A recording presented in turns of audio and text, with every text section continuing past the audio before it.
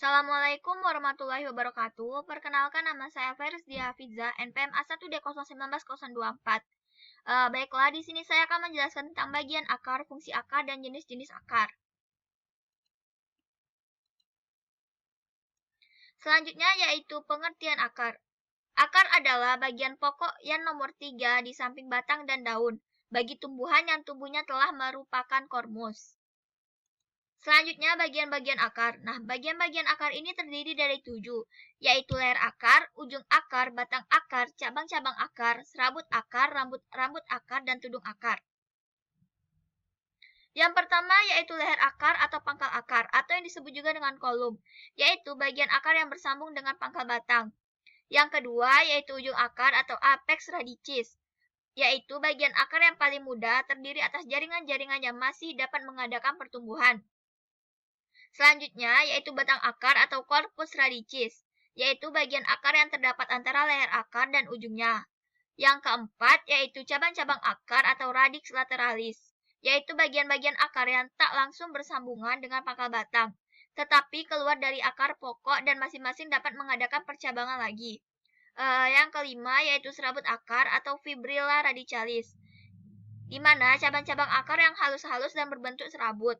Yang keenam yaitu rambut-rambut akar atau bulu-bulu akar atau yang disebut juga dengan pilus radicalis, yaitu bagian akar yang sesungguhnya hanyalah merupakan penonjolan sel-sel kulit luar akar yang panjang. Bentuknya seperti bulu atau rambut, oleh sebab itu dinamakan rambut atau bulu akar. Yang ketujuh yaitu tudung akar atau kaliptra, yaitu bagian akar yang letaknya paling ujung, terdiri atas jaringan yang berguna untuk melindungi ujung akar yang masih muda dan lemah. Selanjutnya yaitu fungsi akar. Fungsi akar ini terdiri dari 5. Yang pertama yaitu sebagai penyokong dan berdirinya tumbuhan. Yang kedua sebagai penyerapan air dan zat hara. Yang ketiga sebagai alat respirasi. Yang keempat sebagai tempat menyimpan cadangan makanan. Yang kelima membantu pengangkutan air dalam nutrisi.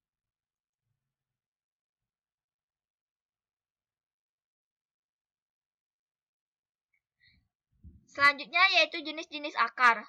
Yang pertama yaitu akar udara atau akar gantung, atau yang disebut juga dengan radix aereus. Akar udara juga disebut akar gantung yang keluar dari bagian-bagian dari atas tanah. Biasanya menggantung ke udara dan tumbuh di atas tanah bergantung pada tingginya tempat permukaan. Akar gantung dapat ditemukan pada anggrek, kalajengking, Arachnis phylloceris, dan beringin Ficus benjamina.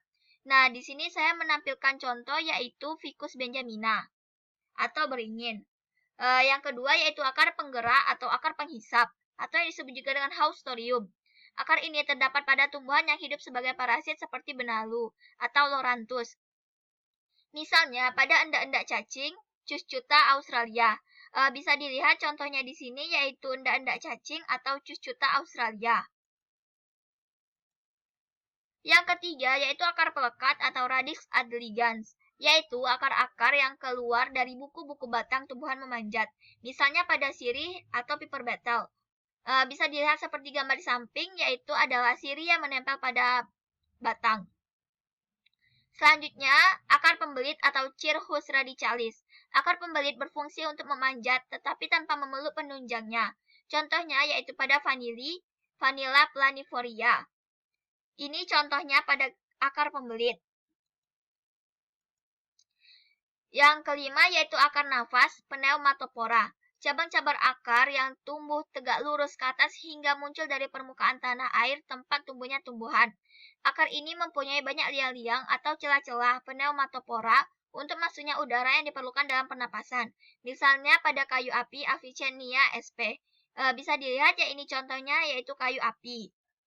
Selanjutnya akar tunjang. Akar tunjang tumbuh dari bagian bawah batang ke segala arah. Tumbuhan yang mempunyai akar tunjang adalah tumbuhan yang hidup di daerah pasang surut. Akar tunjang dapat ditemukan pada pohon bakau, Rhizopora conjugata. Bisa dilihat di seperti gambar yang saya tampilkan di samping, yaitu adalah pohon bakau. Selanjutnya yaitu akar lutut. Akar ini lebih tepat dikatakan akar yang tumbuh ke atas kemudian membengkok lagi masuk ke dalam tanah, sehingga membentuk gambaran seperti lutut yang dibengkokkan. Akar lutut yang berfungsi untuk membantu pernafasan tumbuhan dapat ditemukan pada pohon tanjang Bruguiera parvifolia. bisa dilihat seperti gambar di samping, yaitu contoh dari akar lutut. Selanjutnya, akar banir. Akar ini berbentuk seperti papan-papan yang diletakkan miring untuk memperkokoh berdirinya batang pohon yang tinggi besar. Misalnya pada kenari, Canarium comune. Bisa dilihat seperti gambar di samping, yaitu contoh dari akar banir. Sekian materi dari saya. Saya akhiri. Wassalamualaikum warahmatullahi wabarakatuh.